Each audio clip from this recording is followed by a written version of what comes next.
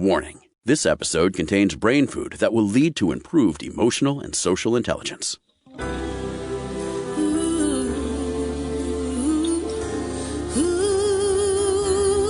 Give us 1 hour and we'll help you change the way you think about happiness. Harvesting Happiness with Lisa Cypers Kamen is fresh, optimistic, and purpose-driven media that promotes well-being from the inside out.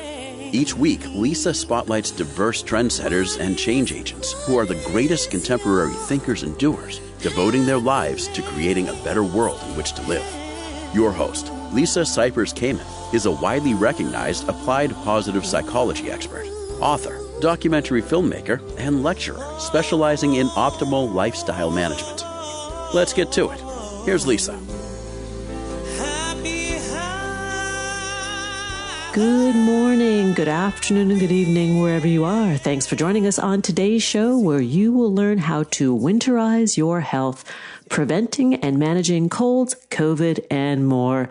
My first guest is Dr. Aaron Hartman.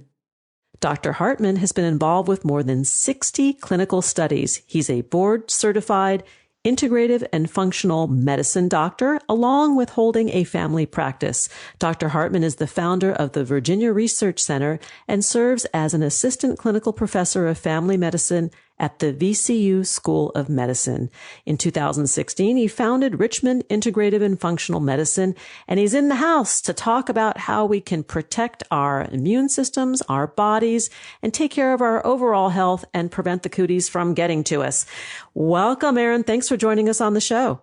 It's great to be here. I'm happy to be here and just have a lively discussion. Yeah, definitely. Well, we've got a lot of material to cover in a short period of time. You and I had a conversation offline about COVID and cooties in general, and I know that you've got a lot of thoughts about that I want you to share with the audience.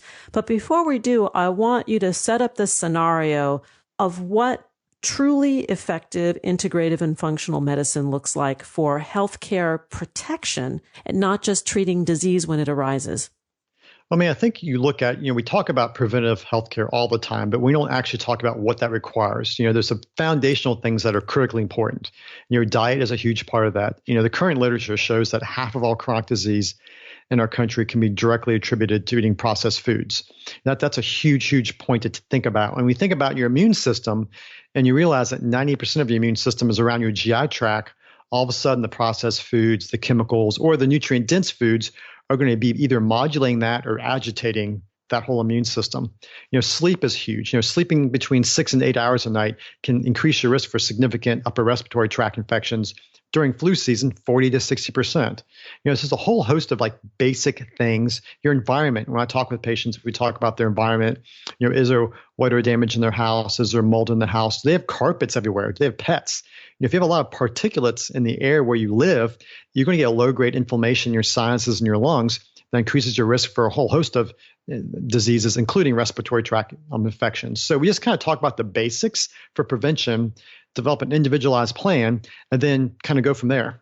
So what I hear you saying is that health hygiene is really the best course that we can take to prevent all disease.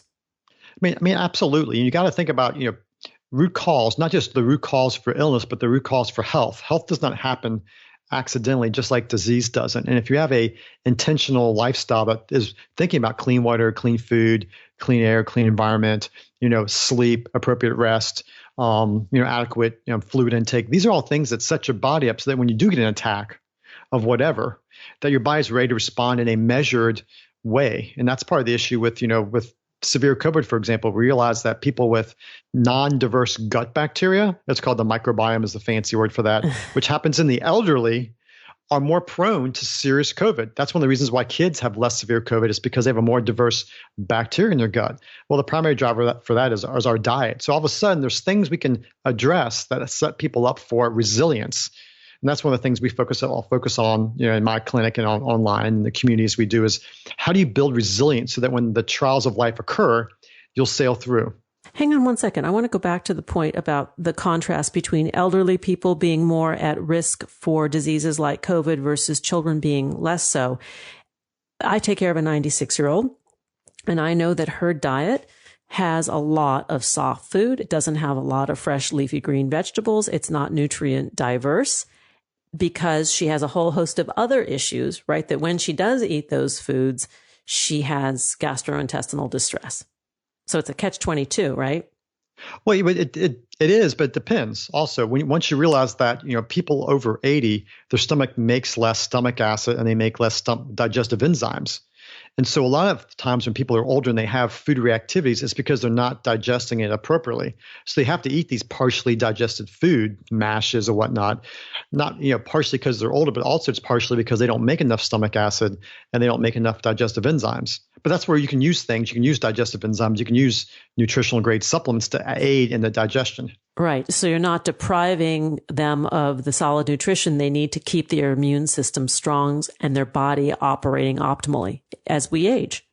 Correct. Yeah. And sometimes that means cooking the food. Like you can't do raw spinach, but you can do sauteed spinach, because you help that digestive process before it actually goes in your mouth. So let's talk a little bit about prevention of the common cooties, from the cold to COVID.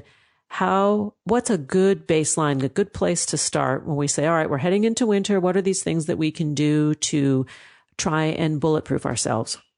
Well, I think there's the lifestyle things. Then there's the dietary supplement things. The lifestyle things are, diet, exercise, sleep, all the typical things. One thing people don't think about is air quality.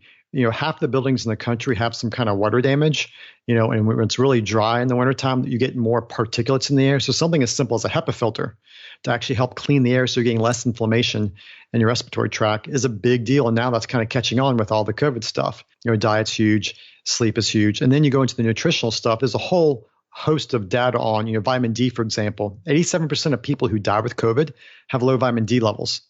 It's an important nutrient for your body to make antibodies to fight off infections.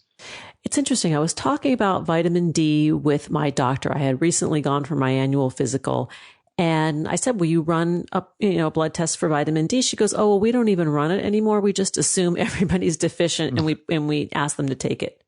Yeah. The thing about that is do you need 2,000 units to get your level up, or do you need 10,000? How much do you need to optimize your D, not just normalize? And so when you look at the D range, and this is where functional medicine comes into play, average D level is the normal is 30 to 100, right? The optimal is 60 to 80. If your D is less than 48, you still have an increased risk of developing asthma, allergies, and infections. So do you want your level barely normal at 30 or 32, or do you want optimal between 60 and 80? And the only way to really know that is to test it, then take a supplement, and then retest it to make sure you're not overshooting that. And I don't know why we can't do that, because that seems like personalized, individualized healthcare, right? Right. Well, you know why we can't do that. I know, it's rhetorical, I know. Yeah, the listeners know why we can't do that. Come on. But we're not talking about that today. So, vitamin D. What about other very simple supplementation or ways to keep ourselves safe and healthy? There's probably 4 key nutrients. D is the top of the list. Vitamin C is a huge one. When you get sick, your body's needs for vitamin C skyrocket from a couple hundred milligrams a day to several thousand a day. So just having that on board and ready is huge. Zinc. 40% of the population is zinc deficient, and zinc is an important nutrient for your body's ability to fight off viruses. Doing 30 to 50 milligrams a day of that is huge. And then you get into all these lesser kind of things like N-acetylcysteine or NAC, which is one of my favorite nutrients. Say that again? N-acetylcysteine or NAC. It's also called NAC. It actually turns into glutathione in your body, which is your body's primary intracellular antioxidant. And there's all kinds of data with it lowering your risk for respiratory tract infections. In the hospital, they use an inhaled version of this called Mucomist to treat serious infections, people with cystic fibrosis. Well, you can take an oral version from a supplement daily to help to do similar effects to your lungs and your immune system. And there's great data on that as well as having antiviral activity. And so those are kind of like my top 4 nutrients. And I got my second tier and my third tier, but there are a lot of things like that you can do to help with your basic immune system. And what about just the basics of, hand washing, masks? And I'm going to go into a territory that maybe is controversial. I don't know. But what about just those basic things? Those go without saying. Like obviously, hand washing is huge. No. If you've got little boys running around the house, well, in that case, it goes without saying they're probably not going to do it, right? But yeah, hand washing is huge. That's one of the major health inventions, quote unquote, washing your hands. Ignaz Semmelweis lost his career over that in the 1800s because he said, hey, wash your hands before doing autopsies on bodies in the basement and delivering babies. And it revolutionized healthcare 30 years later. I mean, that's still a big deal today. And masks are huge because they help me. Where's flu been for the last 2 years? Flu's been pretty much non-existent, largely because of mask wearing. Yes, social distancing, but the mask wearing has been the big thing. It's had a massive impact on the infectability or spreadability of influenza for the last 2, potentially this season, 3rd year. I have a question about masks and myths because I have family members who tell me that masks cause carbon monoxide poisoning. And I did some research online and found what I found was not to be true, that is incorrect. But maybe we can share a little bit about this myth busting with our audience. I mean, if that was true, then the neurosurgeons who do 12 and 14-hour surgical procedures with a mask on would pass out, in the first hour of surgery, right? So just from a pragmatic standpoint, that's not the way it works. But there's a thing called the diffusion coefficient, and that is how quickly carbon dioxide goes across the membrane. And its diffusion coefficient is so robust that it transmits across membrane so quickly that oxygen, which has a much less diffusion coefficient, has no problem going through a mask. So what that means is if you can get oxygen through the mask, all the CO2 is going through, right? Based on just basic physics. So the thing about it is if you're getting oxygen through the mask, the CO2 is going through as well. Thank you, Dr. Hartman. I mean, this has been on my mind because, you find all kinds of stuff online, studies that really aren't studies and chiropractors who are talking about mask wearing and that are sudden epidemiologists, when that's not their purview. So this is what I think a lot of people are trying to suss out online. And I know that you've got a lot of opinions on that. I mean, even you trying to post research that you're making that is valuable, valid research is having a hard time being seen out there in the world because nobody knows what to believe. Yeah, and that's unfortunate. When information's become so readily available, it's almost kind of the quality is cheapened. It's like when you have to go to a library to get a book, that means someone has looked and ferreted a bunch of books, and then there's editors in the book. It takes 5 to 8 years to make a book, but usually by the time you get that in your hands, it's gone through this whole filtration system. And even then there's errors in books, right? I mean, all the books aren't perfect. You just removed all that and given people access to the Wild West. And I mean, yes, that's kind of what it is. True.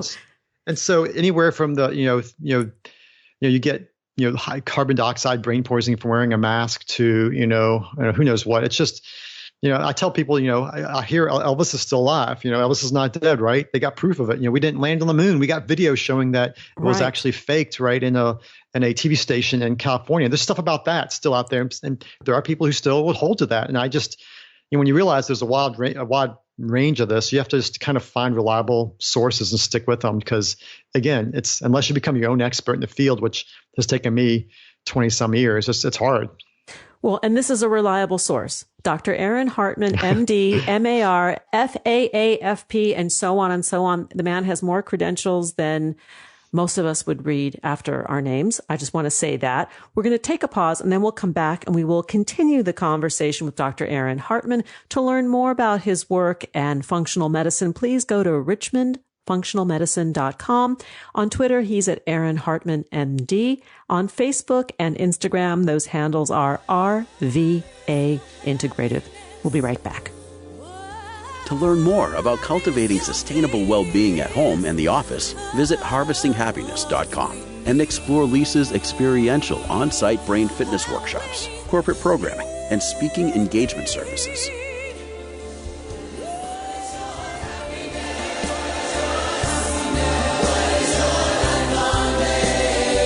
And we're back talking about winterizing our health, preventing and managing colds, COVID, and more. Let's get back to the conversation with my guest, Dr. Aaron Hartman. Okay, Aaron, let's go back to COVID and let's talk about long COVID or long haulers. My father is one of them. I shared that with you. And so I know a little bit about what he's going through. And I would love your take on how to support a patient who is going through an extended recovery from COVID. Yeah. And for me, it just depends on when I see them in that recovery. Is it in their acute, post-acute when they're like a couple weeks out and their blood markers are still off? Is it 12 weeks out when they're like no longer in the acute or post-acute? It's chronic. It just really depends. So what I'm just saying here is just general kind of recommendations. I mean, the first thing you want to do is you look at the person's nutritional status. Nutrient deficiencies are a huge cause for immune dysregulation. Vitamin D being the biggest one, zinc, selenium, copper, manganese, B vitamins, B12, folic acid. So I do a nutritional status evaluation on the patient. A lot of people don't realize that the fatty acids in your system, like things like omega-3s and omega-6s, actually help modulate your immune system. And I routinely see people who have deficiencies in these. So I just do like a comprehensive nutritional evaluation. Then I look at the patient's past, like what sets you up for this post-acute inflammatory syndrome. I tell people about long COVID. It's very similar to post-Lyme or long Lyme, very similar to the chronic fatigue from a mono infection or a CMV infection. We have many examples of post-infectious inflammatory syndromes. It's just what's unique with this one is the COVID being the trigger. So I look at people's past, and that's where mold becomes a big player. Are you in a moldy house? Do you have a lot of dust and particulates, which gave you low-grade lung inflammation? Sleep apnea. I'm seeing tons of undiagnosed sleep apnea in these patients. Your gut health, I mentioned. Yes. If you have inflammatory bowel disease, irritable bowel, IBS, SIBO, these are all digestive issues, and you have to realize that 80 to 90% of your immune system is around your GI tract. So all of a sudden, GI health helps set you up for either a resilient immune system or makes you more inflamed. So I kind of start with like that basic, what I call the foundational evaluation of like what kind of sets you up for this. The trigger we know about. Then what's keeping you there? Why are you staying in this inflammatory phase? And so I see some patients who are hypermobile or double jointed, for example, which makes you great at sports, great at a lot of things, but it also makes you more inflamed. It makes you have a higher need for vitamin C, trace minerals, and the like. And so I look at, this is personalized medicine, right? Didn't know that. Yeah. Well, a lot of these people also have low grade sleep apnea.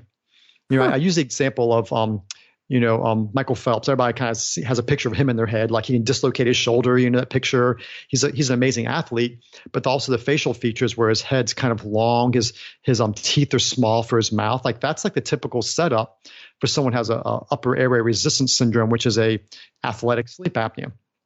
And so we look for all these things, and it's kind of like, what other things are there data for, that can help lower your immune system? And we know from the data that long COVID is a mast cell activation syndrome. So what does that mean? That means things like antihistamines, like H1, H2 blockers, loratadine, Zyrtec, Pepcid can help lower the inflammation. And we know from the literature that if you're on Pepcid, when you get COVID, it lowers your risk of hospitalization 40%. Wow. So we know things like that can lower that, checking the D, et cetera, C. There are minerals and nutrients like resveratrol.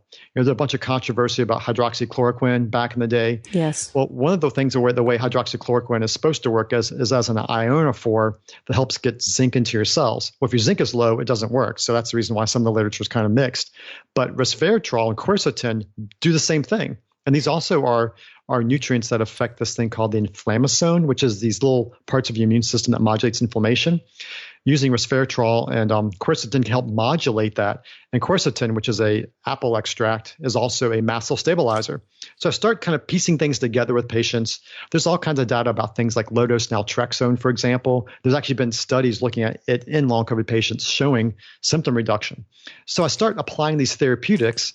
And then there's a lot of different engineering research from Dr. Patterson's group looking at different antivirals being used for long COVID, like Mavaroc, which is kind of interesting because now, as of a week ago, it looks like Merck and Pfizer are both going to have antivirals approved to treat acute COVID, right? Mm-hmm. And so it's just reaching your hands out to all this literature and saying, what are the leverage points I can use for people's health that are at least as safe as the conventional care, and then discussing this with these patients and then applying in a stepwise progress and seeing how people are doing. My head is spinning because, first of all, I love quercetin. It is like the best natural antihistamine one could ever imagine, right? It's cheap, it's harmless, and it works. I used to get bronchitis every spring and fall. Yep. And then when I realized, hey, it's allergies and a little mold and a little this, that, I started doing curcumin and quercetin about 6 weeks before allergy season, and I haven't had bronchitis in 8 years. I mean, it's great stuff. It is great stuff. Well, this is great information. And, we could go on and on and on about this. And I want to just hit on one area about long hauler or long COVID being also how it affects the neurological system. Yeah. Because I think that's an area that it's underreported or underdiscussed. Yeah. Well, think about, I look back at the past to see what has happened in the past to help inform the present and future. And that's one of the things we talked about science before. Like science, people think science is this concrete thing. Science is like a moving river. The river looks the same, but you never put your toe in the same river twice. And when you realize that half of all published clinical trials or the findings are later found to be false, you have to use your experience to interpret this stuff. And so back, how do I apply that? Back in 1918, 1920, about 8 years after Spanish influenza went around, we saw an uptick in Parkinson's disease. When the Russian flu came around Russia, late 1800s, same kind of thing, these neurological degradation stuff. And mid to late August, out of Europe, some literature started coming out showing gray matter atrophy or decrease in people with COVID. And so, there's not only like the loss of brain stuff, there's also this, what I call a COVID brain, where you get COVID and it puts you in the sympathetic overdrive. And so you're anxious, you're kind of irritable, you're kind of in this sense of like heightened awareness, you frighten easy, you can't tolerate stuff. There's that aspect. So there's the psychological limbic aspect of COVID. Then there's the neurological aspect of COVID. And those are the things that concern me. What are we going to be looking at 8 years from now? And this is the reason why when I see people, I do testing for inflammatory markers and I try to lower the inflammation, because it's just like the concussion literature. You get a concussion and you don't lower the inflammation, you can get a thing called chronic traumatic encephalopathy 20, 30 years later.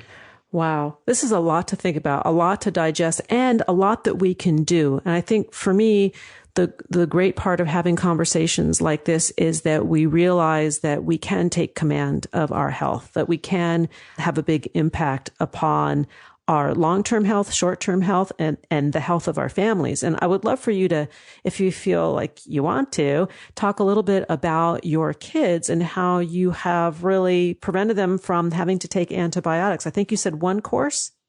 Yeah, so we adopted all of our kids. They all came from different difficult situations. We got one when they were 2 years old, one when they were 1, and one when they were 6 months old. And my son, for example, had bad asthma and eczema when we got him when he was 6. And so we changed their diets, changed their environment. And now they're 15, 14, and 11. And they've had one antibiotic in their life between the three of them. And there's been no cavities between the three of them. And that's, yes, we do supplements. Yes, we do cool stuff. But the large foundation for all of that is our diets. Not all the fancy, cool, blue lip muzzle extract or whatever. It's like just good old fashioned real food, in moderation. Mostly, because Michael Pollan says real food in moderation, mostly plants. And a lot of that stuff I got from Weston A. Price's research on nutrition and infectious diseases from back in the 1940s and 50s. So again, a lot of this is not new. And, the adage of you are what you eat, it's true. And I love to work out. I've worked out since I was 17 years old religiously. And every trainer I've ever worked with in my life has said, if it's a choice between exercise or eating properly, you always choose eating properly. True. If you have to make a choice. It's crazy to think about, but, I don't want to say diet's more important than exercise, but if you were to pick one thing to do well, it's going to be diet. I agree 100% with that. And I used to, when I was younger, not agree with it. And then the older I get and the more I realize how much the quality of the food I'm eating matters, right? If I'm going to eat a French fry or if I'm going to eat quinoa, the quinoa is going to do better for me in the long run than the French fry, although the French fry occasionally tastes incredible. So I think what you're saying is that if we're going to party and have special foods, that we need to go back to a staple of solid nutritional food. Absolutely. Absolutely. We're nearly out of time, and I want to just circle the conversation to an area that is very sensitive, and that is how COVID, long COVID, and healthcare in general have become so politicized. And I'd love your take on this because you have your hands in every pot, right? Functional medicine, integrative medicine, preventative medicine. You're doing research, clinical trial research with pharma, and you're everywhere. And what have you learned and what can you share to help us make better and informed decisions about what we choose to do for our health and the health of our family? I mean, I think, it's the difficult thing with me in this situation has just been getting patients good quality information. The first interview I did, because my research site has been involved with the Pfizer trials, and we're one of the top 10 sites in the world actually with Pfizer on this. So love me, hate me, that's kind of like where my research company is. And so when I did my first interview with our local news station, they misrepresented my situation. They said I made the vaccine. And it's like, I'm just a clinical researcher. I had nothing to do with the development. That's like decades, right? And the light all went off my head, wow, this is how bad things were. And then as I did interview after interview, what I was saying was kind of, I have an interview and the actual broadcast wouldn't be actually what I was trying to communicate.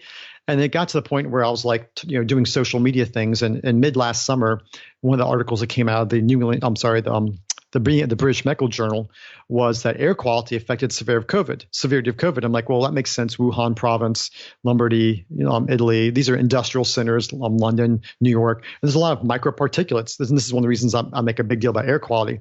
And there's literature showing that air quality affected severity of COVID. So I was like, hey, HEPA filters, that's not a big deal. Right. And Facebook said it was political speech because I said pollution and COVID. And so I wasn't able to actually push out that Facebook post. And I kind of was like, okay, this is an uphill battle. And I kind of realized if me as a clinical researcher, if I can't talk about this freely and discuss this, who's actually getting the ability to talk about it? And it ultimately comes out to this whole thing, this idea of social proofing. If you've been accepted by your peers or the social media, now you are an authority regardless of your background. And some of my patients coming to me and say, well, I heard on Michael Howard Stern's thing about XYZ. I'm kind of thinking I can't compete with that, so I just kind of realized that it's just hard to get information, and what's out there, it's the Wild West.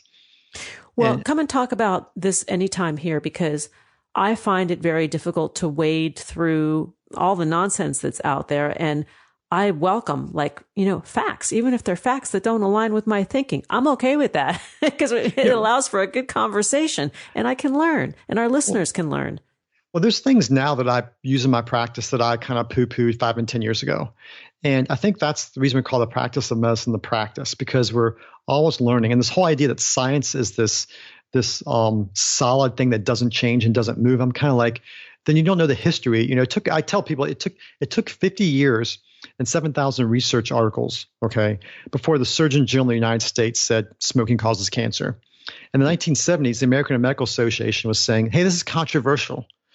Okay, let's go back to 1500s in China. In the 1500s, when smoking was entering into China, they actually actively saw it was hurting their military, it was hurting their citizens, and were trying to push out this Western influence in their country. They knew almost half a millennia ago, smoking's bad for you.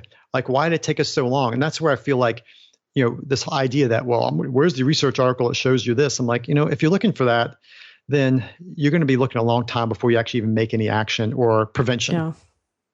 Well, we can't forget common sense as part of the ingredient here, critical thinking and common sense. And we probably should leave it at that at the moment and then have another conversation. Yeah.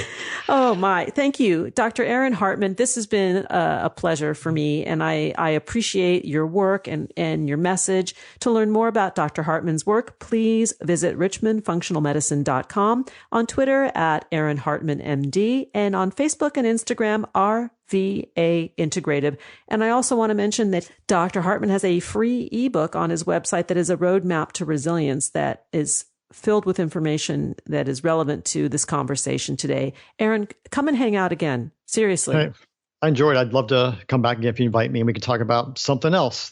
You're invited. There we go. Here comes that break. We'll be right back. Did you know that happiness is actually good for your health? Happy people live longer, are more productive, and make better partners, parents, and professionals. Connect with us on Facebook at Harvesting Happiness, and follow Lisa on Twitter at Lisa Kamen for a daily dose of inspiration.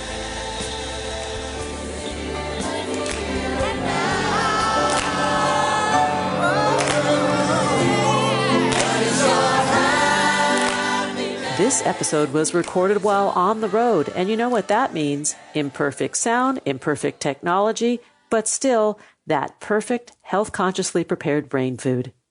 And we're back. We're talking about winterizing our health, preventing and managing colds, COVID, and more. My next guest is Dr. Neil Schachter, who is one of the leading authorities on respiratory disease in the United States. He serves as professor of medicine and community medicine at the Mount Sinai Medical Center in New York City. Dr. Schachter has served as president of the American Lung Association of the City of New York, the Connecticut Thoracic Society, and the National Association of Medical Directors of Respiratory Care. He is the author of The Good Doctor's Guide to Colds and Flu, How to Prevent and Treat Colds, Flu, Sinusitis, Bronchitis, Strep throat, and Pneumonia at any age. Whew. Welcome, Dr. Schachter. Thanks for joining us on the show. Thank you for having me. It's a pleasure to be here. Well, this is part of human happiness, how to keep ourselves bulletproofed or well-armed in fighting these germs. Talk to us about the cold wars. Well, colds represent probably the most common infections that people, certainly in the United States, are faced with. There are probably about 1 billion colds every year. Most people, on average, get 2 colds a year. Children get many more, and seniors get somewhat fewer. The reason for that is that there are over 200 viruses, 200 different viruses, which cause the common cold with its symptoms. And these colds are independent, one of the other. In other words, once our immune system knows how to fight one, it's still vulnerable to the others. Eventually, by the time you reach 50s, 60s, your body has met enough colds so that you're not getting a cold every month as your child would, or even once every 6 months as you would as an adult. Let me ask you something about the common colds and influenza as it relates to the era of COVID, because I have a friend who is an ER doctor in Manhattan, and she was telling me that they saw no influenza come into the ER. Lots of chest pains and anxiety attacks, but no influenza during COVID. Right. That's a very interesting phenomenon. And it's not only here in the United States, it's worldwide. And we think the reason for that are the protections that have been established for protecting ourselves against the new COVID pandemic.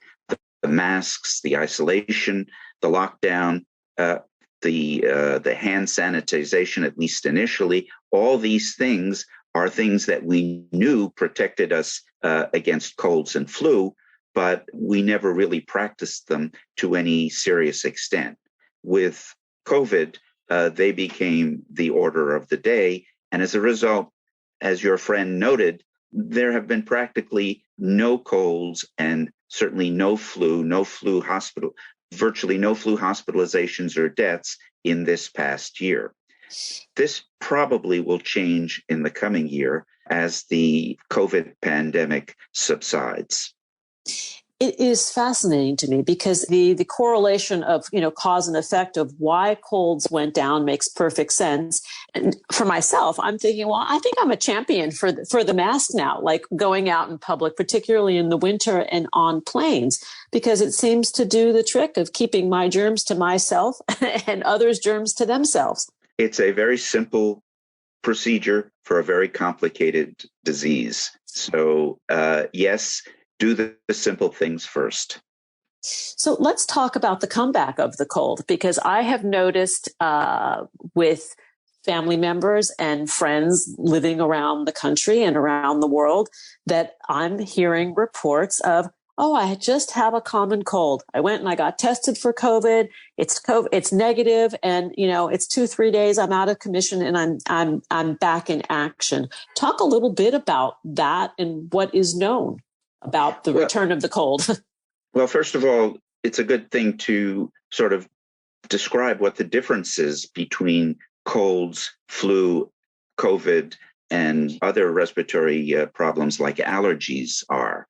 There is a similarity between colds and allergies, just as there is a similarity between the flu and COVID. The symptoms are very similar, but between the two, there is a marked distinction. And I like to talk about the next sign. For colds and allergies, for usual respiratory infections, colds, the symptoms are primarily above the neck.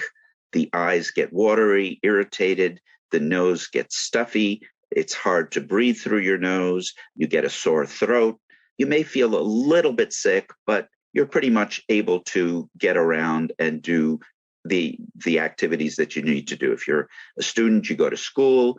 If you're in business, you go to your job. This is not the case for the flu, or certainly for COVID.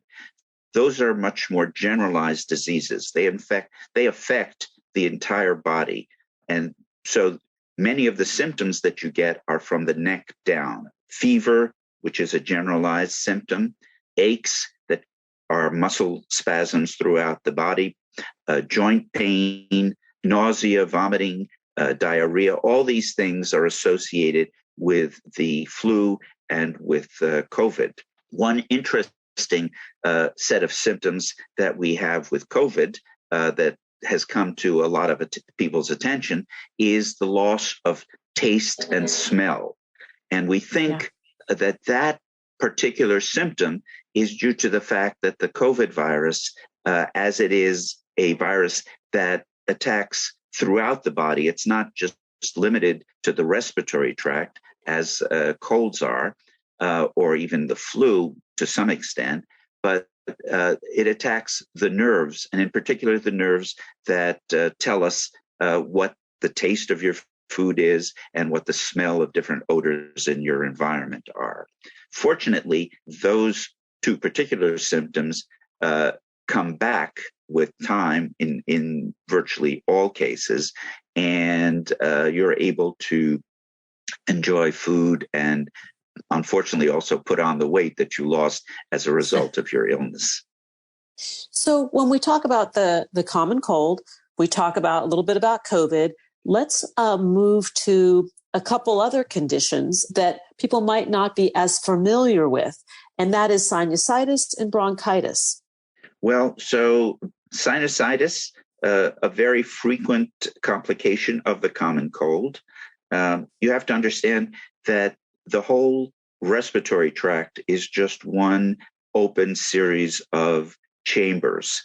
The sinuses are these cavities within your skull. You have one above each of your eyes. You've got one in each cheek. You've got some behind the nose. These are air pockets within the skull, and they serve a very useful purpose. They lighten the weight of your skull.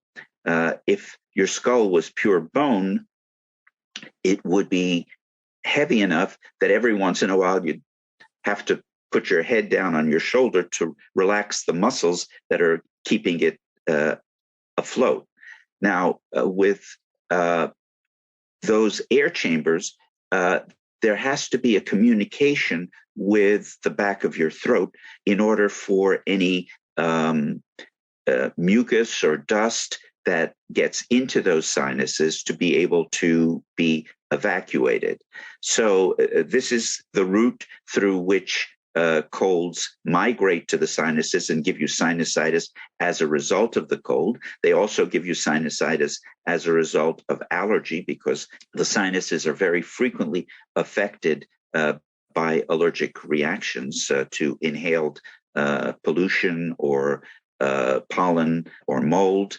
And so they become clogged with mucus. In the case of a cold, and in the case of allergy, the excess mucus is evacuated through these narrow channels that connect the sinuses to the back of your throat. And that's what gives you the phenomenon of post-nasal drip, among other things. So sinusitis is just one particular phenomenon in the upper respiratory tract.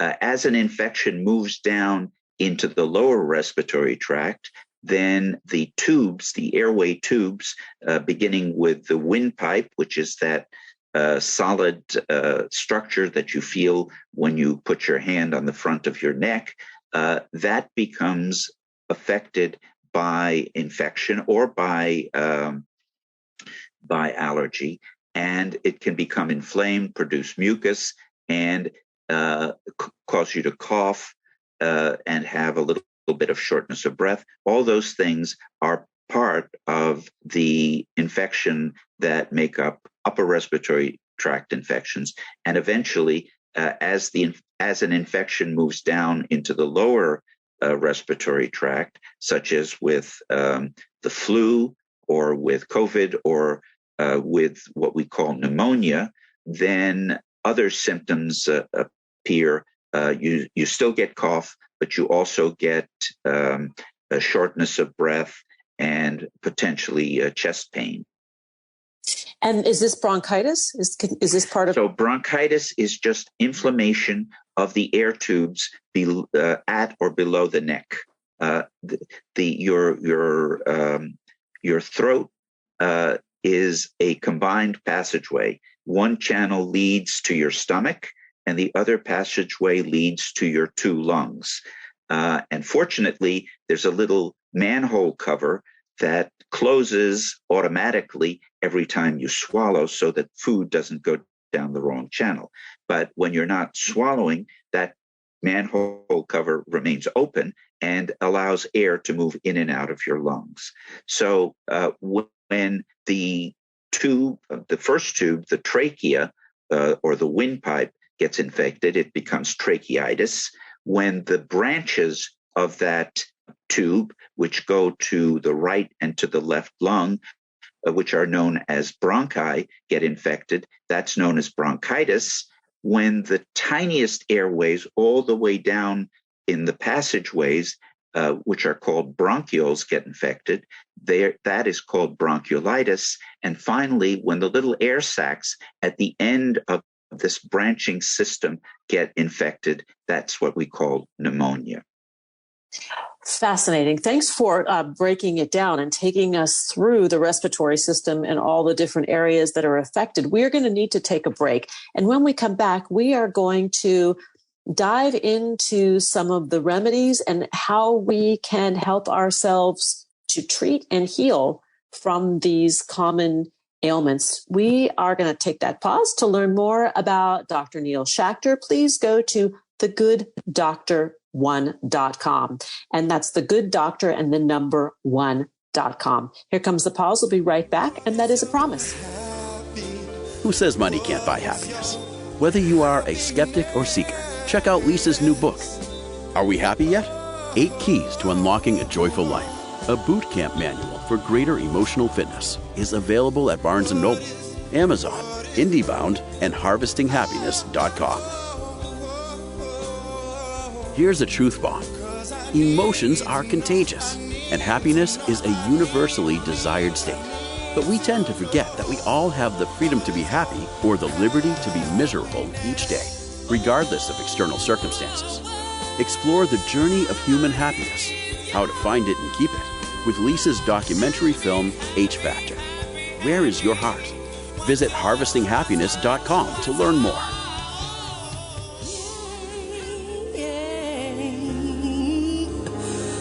What is your happiness? This episode was recorded while on the road, and you know what that means. Imperfect sound, imperfect technology, but still that perfect, health-consciously prepared brain food. And we're back talking with Dr. Neil Schachter about winterizing our health, preventing and managing colds, COVID, and more. Let's get back to it. So, Dr. Schachter, let's talk about, how to care for ourselves, the remedies and prevention, controversy and effectiveness of some of the treatments out there. Right. Well, as with any illness, not getting the illness is the best way of treating it. So, right. Prevention. Prevention is the first step in any in any process where you protect yourself. And you can protect yourself with technology. In other words, not so much technology at this stage, but simple measures such as preventing the germ from entering the part of your body that is affected. And that's why masks are effective, because for the most part, these illnesses, these respiratory illnesses, are carried by little droplets that people spew out when they cough, when they sneeze, or even when they talk.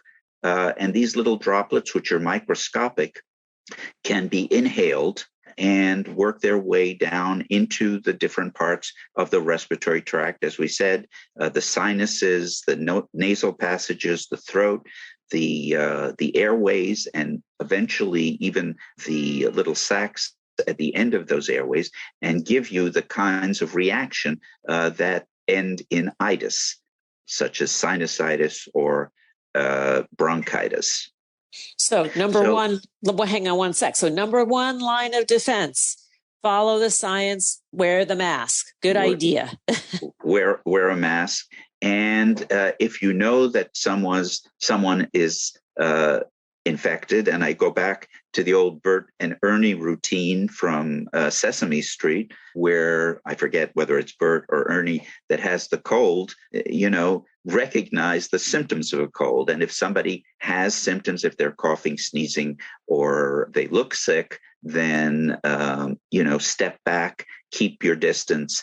3 to 6 feet is usually recommended, because that's how far those little tiny droplets can travel when you sneeze or cough. So there are 5 major ways to boost your immune system. One is to stop smoking. Smoking has a deleterious effect on the airway clearance, the ability to get rid of germs. Drink with moderation, because alcohol has the same effect. Obesity is another one that depresses the immune system. And if you can lose weight, that will tone up your immune system. Good nutrition, staying fit, eating a healthy diet keeps your immune system alert and active. And finally, exercise. It's known that exercise promotes the cells that help you fight off infections. So all these 5 simple things, or maybe they're simple, are things that protect you even before you get infected. Once you get infected, there are a number of non-specific things that you can do, or that people have suggested that you do. Among them, vitamin C in moderate doses, 250 to 500 milligrams a day. Zinc is another protective mechanism. Steaming and washing out your sinuses with saline, another protective mechanism. Well, that's a good one. Yeah. Doing it twice a day, once in the morning, once at night. And you don't have to use very large quantities of nasal saline. Just get one of these little squeegee bottles that you find in every drugstore that's labeled nasal saline. So those are some of the simple things that you can do early on to not necessarily treat and cure a cold, but to shorten the duration and make some of the symptoms less intense. Now, for the common cold, unfortunately, we don't have specific treatments. As I mentioned earlier, there are over 200 viruses that cause these colds, and they are very different one from the other. And there's no overall regimen or pharmaceutical that can address them at this point in time. What about the importance of bed rest and sunshine? Right. And being out in nature, and you spoke about exercise, but the idea of having a cardio type exercise to keep keep the lungs clear. Yeah, I'm not talking about doing heavy duty exercise. I'm talking about walking a half an hour a day, doing your 5,000 steps, keeping fit, that sort of thing. As to what were some of the other things you were questioning? Sunshine, getting a little bit of sun, being out in nature. Sunshine promotes production of vitamin D, and vitamin D has been associated with improved immune function. So that's certainly a good thing.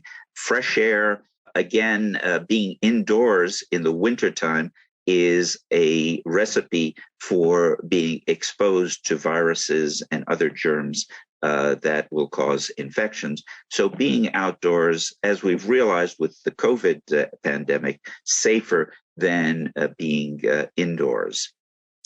And what about good old-fashioned chicken soup, which almost every culture has a recipe for one? Well, there are actually some studies which show that chicken soup may have some beneficial activity in the common cold. And this relates to some of the fumes that are given off that help liquefy the mucus that accumulates in these infections and allows you to get rid of infected material more easily. So there's a lot that we can do to prevent and take care of ourselves if we do get infected. Right. Now, for the flu and for COVID now, vaccination, probably the surest thing, not necessarily for totally preventing infection with COVID, because people who are vaccinated still can get very mild cases of the flu, but protecting us from some of the very serious complications of the flu and certainly the very serious and often fatal complications of COVID. Just to give you some idea of the relative intensity of these diseases, in the worst case scenario year, the flu kills about 20 to 60,000 Americans. In the first season of COVID, we have over now 700,000 Americans who have died, more than 10 times the fatality rate. So it makes absolute sense to protect yourself against that specific complication, which the flu vaccine does do. So the bottom line... And the COVID vaccine. Sorry. Yes. So I just want to because we've run out of time, and I want to make sure that we give a recap here, that at the bottom line is that, follow the science, preventative measures, vaccination to prevent extreme complications of both influenza and COVID. Not that it will prevent you from getting them. It will lessen the effects and likelihood of death. Death and hospitalization. Yes, which is definitely something that all of us, I believe, want to prevent. My guest today has been Dr. Neil Schachter. He is the author of The Doctor's Guide to Colds and Flu, How to Prevent and Treat Colds, Flu, Sinusitis, Bronchitis, Strep Throat, Pneumonia, and COVID at any age. This is an updated edition of a book that came out many years ago, but there is now a 2021 version of it that has all the latest science. To learn more, please visit thegooddoctor1.com. Once again, that's thegooddoctor1.com. My guest once again has been Dr. Neil Schachter. Thanks so much, Dr. Schachter. It's been a pleasure. Thanks for joining us on Harvesting Happiness today. This is Lisa Cypers Kamen and my guests, Dr. Aaron Hartman and Dr. Neil Schachter, wishing you kind thoughts, kinder words, and the kindest of actions. Until next time, remember, happiness is an inside job. Happiness is your inside job. Please go out and rock your day and remember to be kind to one another. Keep harvesting your own happiness anytime and anywhere from the comfort of wherever you are. Subscribe, listen, and share hundreds of downloadable episodes via our free app or from our libraries at toginet.com, iTunes, Google Play, and other fine podcast platforms. To learn more about Lisa's global consulting services, please visit harvestinghappiness.com. Spread more joy by liking us on Facebook at Harvesting Happiness and following Lisa on Twitter at Lisa Kamen. Harvesting Happiness is produced in collaboration with TogiNet Radio, KBUU Radio Malibu.net, and is available on PRX, the Public Radio Exchange.